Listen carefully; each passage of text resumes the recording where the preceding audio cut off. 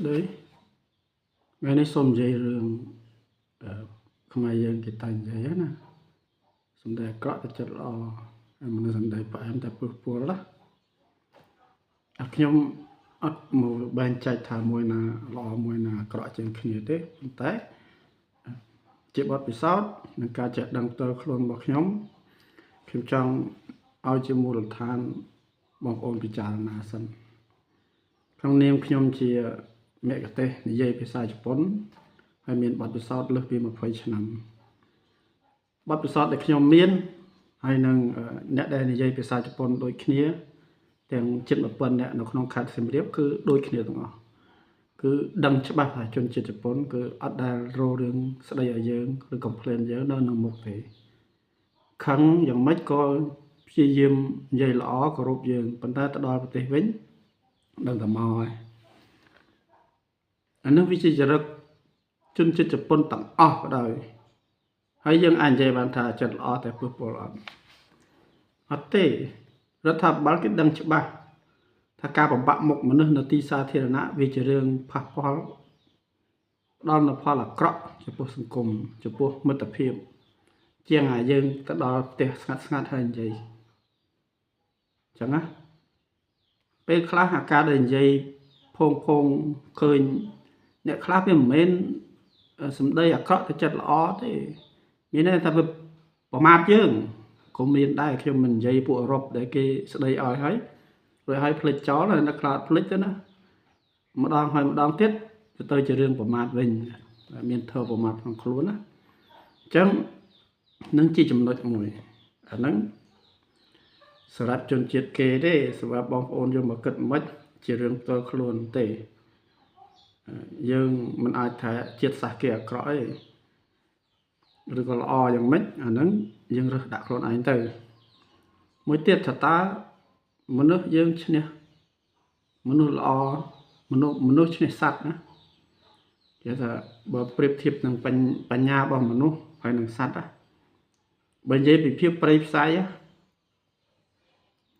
សត្វប្រៃផ្សៃក៏ប៉ុន្តែមនុស្សនៅតែឈ្នះបានដោយសារអំពើល្អហ្នឹងឯងអូដូចយើងចិញ្ចឹមសត្វចឹងចិញ្ចឹមមាន់ចឹងអំពើល្អរបស់យើងគឺឲ្យចំណីវា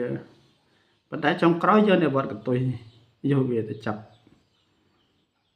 សាន់ចូលឆាន់ចិនអញ្ចឹង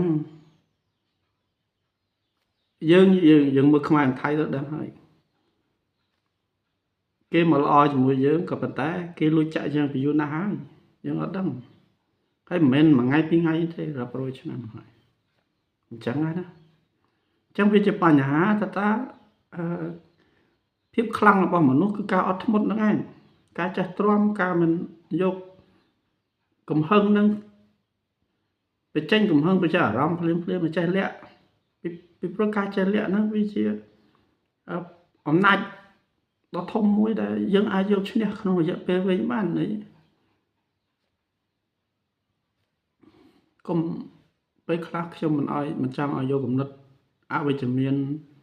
ណាមួយចេះតែយកមកដាក់នៅក្នុងខ្លួនទេពាក្យខ្មែរយើងមានពាក្យ3មានរត់ដូចខ្មោចមានកម្លាំងដូចសមុទ្រចិត្តដាច់ដូចស្រីខ្ញុំអត់បញ្យល់ឲ្យមានកម្លាំងដូចសមុទ្រនិងមាន